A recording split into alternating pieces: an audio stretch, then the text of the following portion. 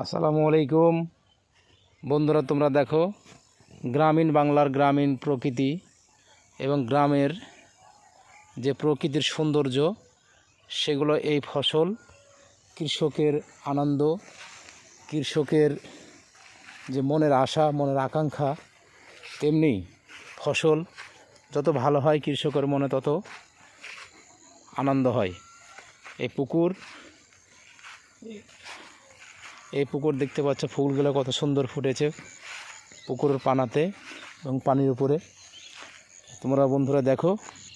আর এদিকে জমি, এই যে গ্রামীণ পরিবেশে গ্রামের যেমন সৌন্দর্য ফুটে ওঠে, তেমনি একটা জায়গাতে তোমাদেরকে নিয়ে এসেছি বন্ধুরা আজকে। দেখো ফুলগুলো কত সুন্দর ফুটেছে জলের ভিতর বা পানির ভিতর। আর উপরে দেখো দেখো বন্ধুরা, ফসলগুলো কত সুন্দর হয়েছে।